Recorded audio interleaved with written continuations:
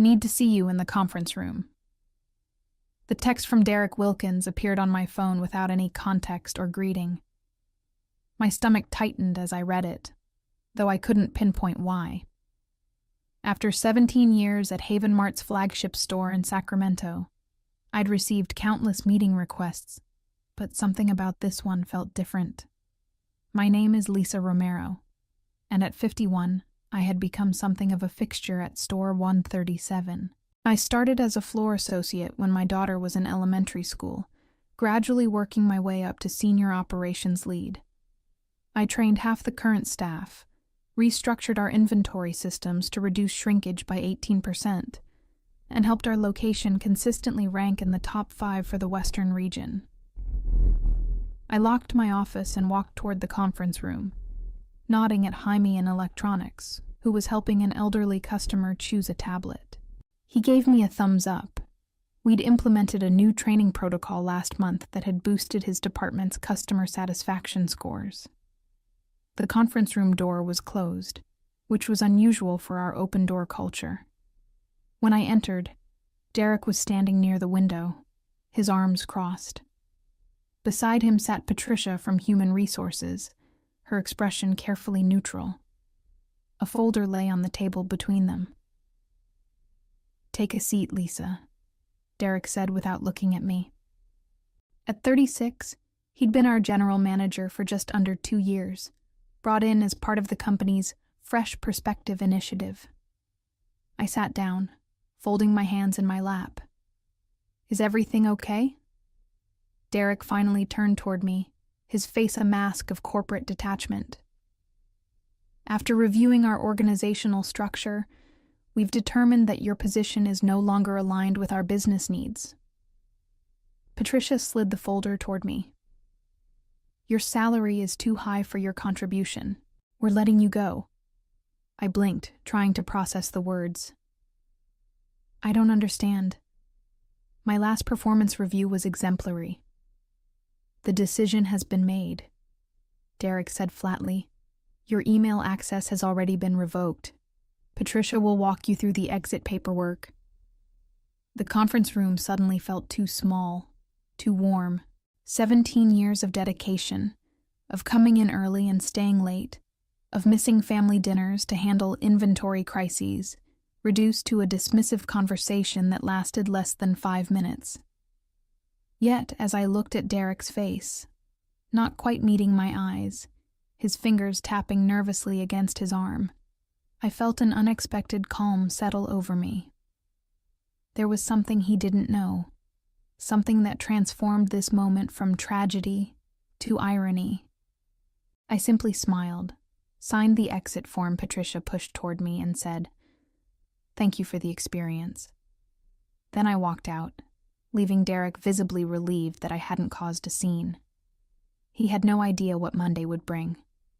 2 weeks earlier, I had received an email from Vanessa Torres, the Vice President of Regional Operations. "We'd like to discuss your future with Haven Mart," it read. I assumed it was about the inventory management system I'd developed, which had been implemented in several stores across the state.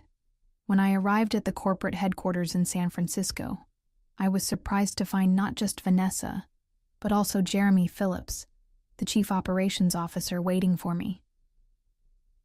"Lisa," Vanessa began, "we've been watching your work for some time. The efficiency initiatives you've spearheaded at store number 137 have caught our attention."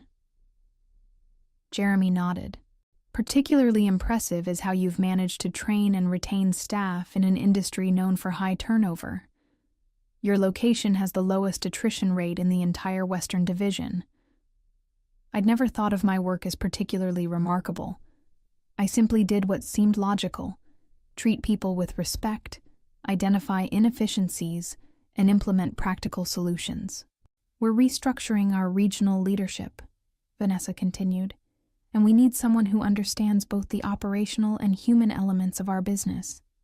Someone who can transform our other locations the way you've helped transform store number 137. We'd like to offer you the position of regional director," Jeremy said, sliding a folder across the table.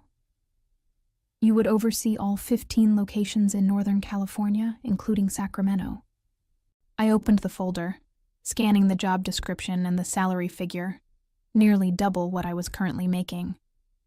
My hand trembled slightly as I flipped through the pages. This would mean supervising all current general managers in the region, Vanessa added, including Derek Wilkins. I looked up, meeting her eyes. There was a knowing look there, an unspoken acknowledgement. Derek's reputation for taking credit for others' work and pushing out experienced staff had not gone unnoticed. "We've seen how he operates," Jeremy said quietly. "And we've seen how you operate. The contrast is illuminating." I thought about my team at store number 137, how we'd weathered inventory crises, holiday rushes, and the chaos of the pandemic together. I thought about the young associates I'd mentored who now held management positions throughout the company. "When would you need an answer?" I asked. "Take the weekend," Vanessa replied. "But we'd like you to start as soon as possible. The regional office is here in San Francisco, but you'd be traveling to all locations regularly." I drove back to Sacramento that evening, the offer letter tucked safely in my bag, a mixture of pride and vindication warming my chest. After 17 years of quietly driving results while others took the spotlight, my work had finally been recognized by the people who mattered. I called my daughter that night and told her about the offer. "Take it, Mom," she said immediately. "It's about time." The following Monday, I accepted the regional director position, asking for a 2-week transition period to wrap up projects at store Burger 137. Vanessa agreed, emphasizing the confidential nature of the appointment until the official announcement. "We'll announce it company-wide next Friday," she said. "Until then, proceed as normal." So I did. I continued my daily routines, meeting with department heads, addressing inventory discrepancies, and mentoring newer team members. I even helped Derek prepare for his quarterly presentation to the board, staying late to ensure his numbers were accurate and his proposals solid. During this time, I noticed Derek watching me with increasing suspicion. Twice, I caught him reviewing printouts of my email correspondence with vendors. Once, he questioned Julia from accounts about purchase orders I'd approved. "He's looking for something to use against you," Julia whispered during our lunch break. "He's been asking about expense reports, overtime approvals, anything he could flag as problematic." I wasn't surprised. Derek had systematically removed most of the senior staff who had been at store number 137 before his arrival. Thomas from warehouse operations was reorganized out after 22 years. Catherine from customer service was placed on a performance improvement plan so demanding that she resigned after 3 decades with the company. I was the last of the old guard, and my salary, increased through years of modest raises and promotions, was undoubtedly a tempting target for someone looking to cut costs and demonstrate bold leadership to corporate. What Derek didn't realize was that corporate was watching him, not me. On Wednesday, I received an embossed envelope containing my official offer letter, benefits package, and a welcome note signed by the executive team. I would start the following Monday. That same day, I noticed Derek in a lengthy closed-door meeting with Patricia from Human Resources. They emerged looking grim, but determined. By Thursday morning, the conference room had been reserved for personnel discussion at 2 p.m., the same time Derek texted me to meet him there. As I cleaned out my desk after the termination meeting, I felt an odd sense of peace. For years, I had poured my heart into this store, into the people who worked here. I had missed dance recitals, declined vacations, and worked holidays to ensure everything ran smoothly. And while being dismissed so callously stung, I knew that my journey with Haven Mart wasn't ending. It was expanding. I handed my keys to Patricia, who couldn't quite meet my eyes. "Is there anything you'd like to say for the record?" she asked, her voice professional but strained. I thought about telling her then, about the offer letter sitting in my car, about the corporate apartment in San Francisco I had just signed a lease for, about how on Monday I would step into a role that would make Derek answerable to me. But instead, I simply smiled. "No," I said. "I think everything will become clear very soon." I walked out of store number 137 not as a terminated employee, but as its future regional director. Derek just didn't know it yet. Friday morning, I woke up feeling lighter than I had in years. For the first time in nearly 2 decades, I didn't have to rush to Haven Mart to handle the early shipments or prepare for weekend crowds. I savored a second cup of coffee on my porch, watching the Sacramento sunrise paint the sky in shades of pink and gold. My phone buzzed with messages from coworkers who'd heard about my termination. "This is Bull," texted Jaime from electronics. "The store won't function without you.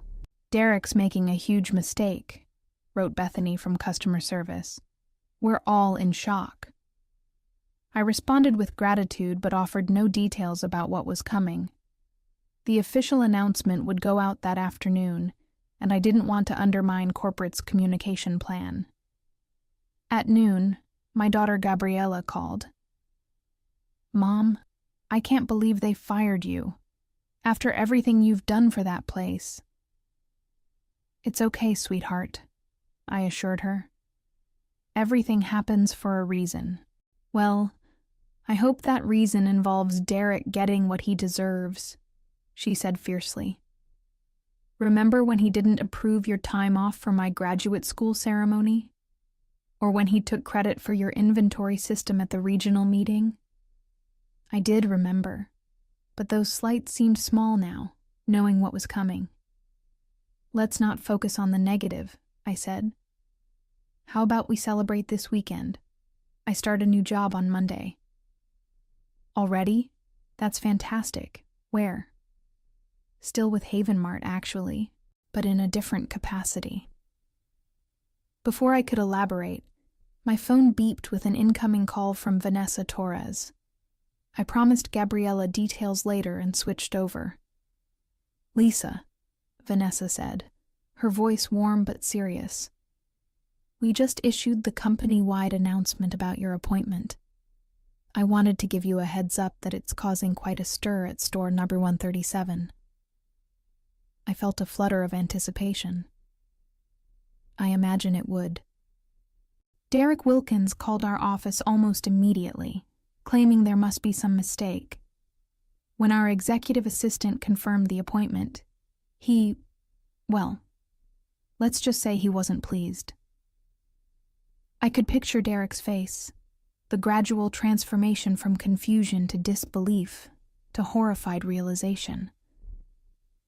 The same man who had dismissed me so coldly just yesterday was now learning that I would be his direct supervisor starting Monday. "Is there anything I need to do?" I asked. "Not at all. We've instructed him to prepare a complete store overview for your arrival on Monday morning. All other general managers in the region have also been notified and are scheduling welcome meetings with you." After hanging up, I checked my personal email. Sure enough, there was a message from corporate communications with the subject line: "Leadership announcement. Lisa Romero appointed Regional Director, Northern California." Attached was the official release that had gone out to all employees. "Haven Mart is pleased to announce the appointment of Lisa Romero as Regional Director for Northern California, effective Monday. Lisa brings 17 years of exemplary service and operational expertise to this role, having most recently served as Senior Operations Lead at our flagship Sacramento location. In her new position, Lisa will oversee all 15 stores in the Northern California region, working directly with general managers to implement best practices and drive performance excellence. Within minutes, my phone exploded with messages from current and former colleagues. Most were congratulatory, but a few contained snippets of information about the chaos unfolding at store number 137. Derek locked himself in his office after the announcement, Julia wrote. Patricia from HR is outside looking panic-stricken. Another text from Jaime simply read, Justice. I put my phone aside and began packing for my weekend trip to San Francisco. I had an apartment to furnish and a new wardrobe to purchase before Monday. Despite 17 years of dedicated service, I had never owned a tailored blazer or proper business attire. My work had always been hands-on, practical, often physical. That was about to change. Saturday morning, I drove to San Francisco. The corporate apartment was small but modern, located in a high-rise downtown with a view of the bay. I spent the day purchasing essentials, professional clothing, office supplies, kitchenware for the sparse apartment. At a boutique in Union Square, a stylish saleswoman named Carolyn helped me select a wardrobe befitting my new position. Regional Director, she repeated when I told her my title. That calls for something powerful but approachable. She assembled a collection of tailored blazers, sleek dresses, and classic separates in rich, saturated colors. As I tried on a deep burgundy blazer, Carolyn adjusted the shoulders and nodded approvingly. This is perfect. You look like someone who makes decisions that matter.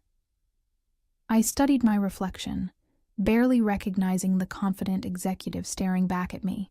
For years, my uniform had been khaki pants and a Haven Mart polo, hair pulled back in a practical ponytail, minimal makeup that would survive 12-hour shifts. I'll take it, I said, and the navy and charcoal ones as well. By evening, I had transformed both the apartment and myself. I sat at the small dining table, reviewing the regional performance reports Vanessa had sent over. Store number 137, my former home, was profitable but showing concerning trends, increasing employee turnover, declining customer satisfaction scores, and shrinkage numbers that had begun to creep up after years of steady decline. These were clear indicators of Derek's leadership style. Pressure without support, expectations without resources, demands without recognition. My phone rang, a Sacramento number I didn't recognize.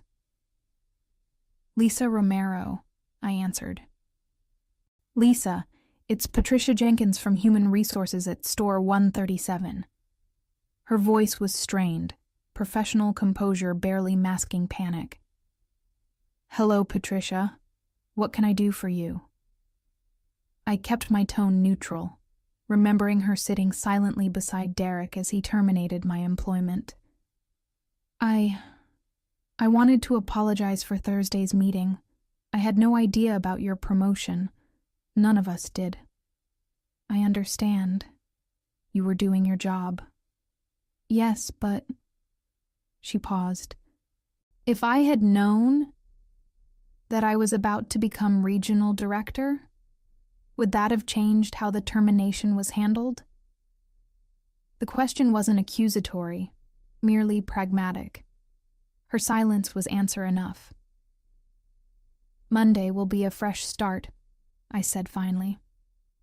I'm looking forward to working with you in my new capacity. Of course, she replied quickly. Derek has called an emergency leadership meeting for Sunday to prepare for your arrival. He's quite concerned about making a good impression. I smiled to myself, imagining Derek frantically attempting to rewrite the narrative of our professional relationship, coaching the team on what to say and what to hide. There's no need for special preparation, I assured her. I know store number 137 better than anyone. My goal isn't to catch people off guard, but to help every location succeed. After hanging up, I received a text from another unknown number. "This is Derek Wilkins. Can we meet before Monday to discuss the transition?" I considered my response carefully. Part of me wanted to ignore the message, to let him stew in anxiety until our official meeting. But that wasn't the leader I intended to be. "Good evening, Derek," I typed. "All general managers will have one-on-one meetings with me during my first week. I've reserved Monday 9 a.m. for store number 137, as noted in the calendar invitation from Regional Operations. Please prepare the quarterly performance overview, staffing assessments, and loss prevention reports. See you then." Professional, clear, direct. No trace of resentment or triumph, despite the sweet vindication coursing through me. I put my phone away and returned to the reports. Success would be my revenge. Not just personal success, but creating an environment where every employee had the opportunity to thrive, something Derek had systematically dismantled during his tenure.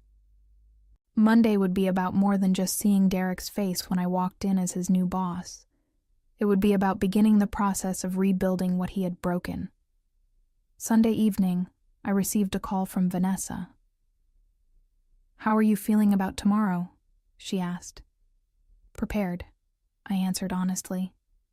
"I've reviewed all the regional data and identified key areas for improvement at each location." "That's why we hired you," she said with approval. "But I'm more curious about how you're feeling about store number 137 specifically, about facing Derek." I considered the question. Throughout the weekend, colleagues had been feeding me information about the frantic atmosphere at the store.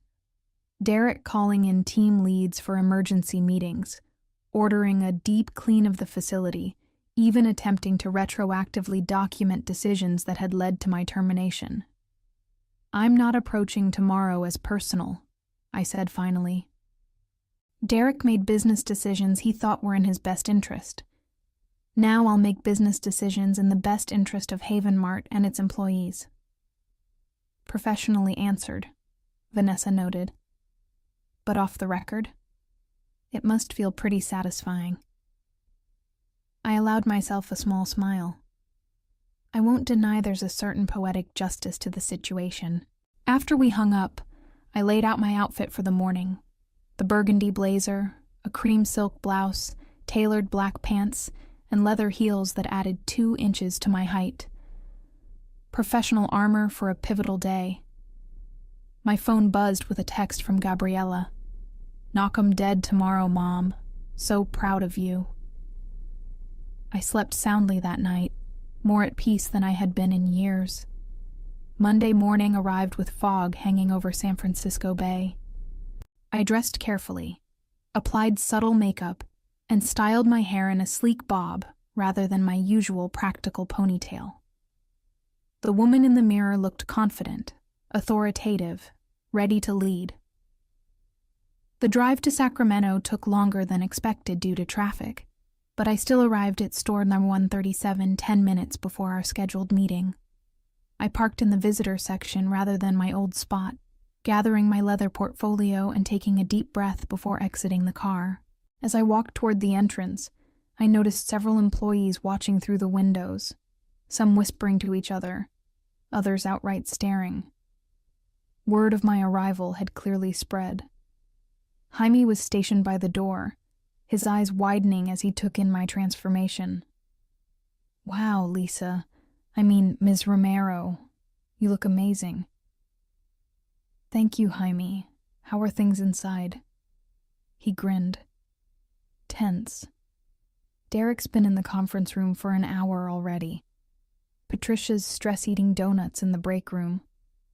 I nodded, maintaining my professional composure despite the amusement bubbling inside me. "I'll head straight there, then." The store looked different somehow. Not physically changed, but altered by my new perspective. For 17 years, this had been my world, my responsibility. Now it was just one of 15 locations under my supervision. As I walked through the main floor, Employees stopped what they were doing to watch. Some nodded respectfully. Others gave subtle thumbs-up signs or knowing smiles. I acknowledged them with professional nods, maintaining the dignified demeanor my position required. When I reached the conference room, I paused outside the door, gathering myself for what was to come. Through the glass panel, I could see Derek sitting alone at the table, surrounded by binders and spreadsheets, checking his watch nervously. I knocked once and entered without waiting for a response. "Good morning, Derek," I said, my voice steady and authoritative. He stood abruptly, his face draining of color as he took in my appearance, no longer his subordinate in a company polo, but his superior in executive attire. "Lisa," he stammered.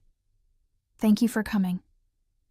"That's Regional Director Romero," I corrected gently, extending my hand. "Shall we begin?"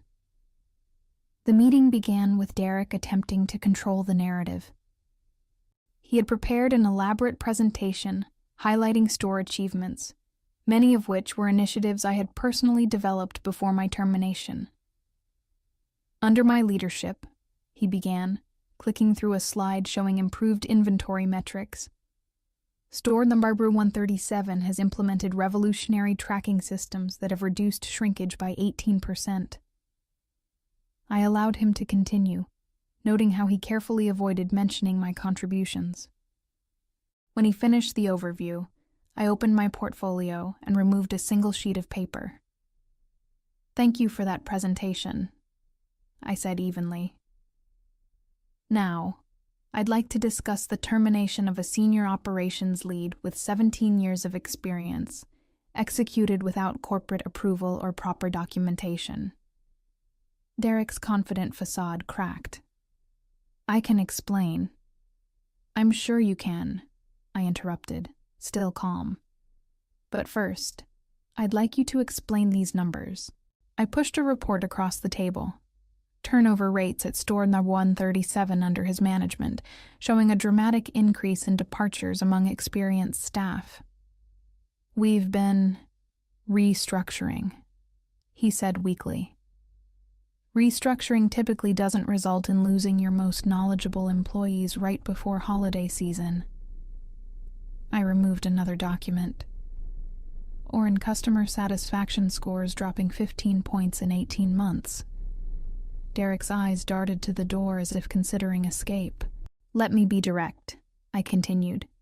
"Haven Mart values leadership that builds rather than dismantles, that nurtures talent rather than discarding it when it becomes inconvenient or threatens one's authority." I closed my portfolio. "You have two choices, Derek. You can submit your resignation, effective immediately, with standard severance, or you can commit to a comprehensive performance improvement plan under my direct supervision, with weekly evaluations and clear benchmarks for progress." The irony wasn't lost on either of us. I was offering him the same ultimatum often used to push out experienced employees. Derek swallowed hard. "I'd like to explore the improvement plan option." I nodded, revealing nothing of the satisfaction I felt. "Then we have a lot of work to do. Let's begin with how you plan to rebuild the team you've systematically dismantled." Over the next month, I divided my time between all 15 Northern California locations, but paid special attention to store number 137. Derek, now under intense scrutiny, struggled to adapt to a leadership style that valued transparency and collaboration over authority and control. During our weekly one-on-one meetings, I addressed every aspect of his management approach. "Your team doesn't trust you," I told him candidly. "Trust is earned through consistency, honesty, and genuine support, not fear." Derek nodded stiffly, unable to meet my eyes. "I understand." "Do you?" "Because understanding requires empathy, Derek. It means recognizing that every associate, regardless of their position, contributes value to this organization. I implemented changes that directly countered his previous approaches. We rehired Thomas from warehouse operations, bringing back his 22 years of expertise. Catherine from customer service returned as a trainer for new associates. Most importantly, I established anonymous feedback channels so staff could report concerns without fear of retaliation. Throughout this process, I maintained absolute professionalism. I never mentioned our previous history, never alluded to his role in my termination, never allowed personal satisfaction to influence business decisions. By the 6th week, Derek requested another private meeting. "I'd like to tender my resignation," he said, sliding an envelope across the desk. "I've been offered a position with another company." I accepted the envelope without opening it. "I wish you success in your new role." "That's it?" he asked, seeming almost disappointed by my measured response. "Did you expect something more dramatic?" I asked, allowing myself the smallest smile. He shook his head, a flush creeping up his neck. "No, thank you for the opportunity to improve, even if I didn't ultimately succeed." Growth isn't linear, Derek. Perhaps this experience will inform your approach to leadership in the future. As he left my office, his shoulders slumped in defeat, I felt no triumph, only the quiet satisfaction of a system rebalancing itself. The next day, I recommended Jaime from electronics for the interim general manager position. His empathetic leadership style and operational knowledge made him the perfect candidate to heal the fractured culture Derek had created. "Are you sure I'm ready?" Jaime asked when I presented the opportunity. "I've been watching you for years," I told him. "You lead by example, listen before deciding, and put people before profits while still delivering results. That's exactly what store number 137 needs right now." 2 months into my role as regional director, all 15 Northern California locations showed improvements in key metrics. But the most satisfying transformation was at store number 137, where employee morale had rebounded dramatically, taking customer satisfaction scores along with it. I never needed Derek to admit he was wrong. The results spoke for themselves. As I sat in my office overlooking San Francisco Bay, I reflected on the journey that had brought me here. 17 years of dedication, 1 afternoon of dismissal, and now a position where I could ensure others wouldn't face the same treatment. The best revenge wasn't seeing Derek's face when I walked in as his boss.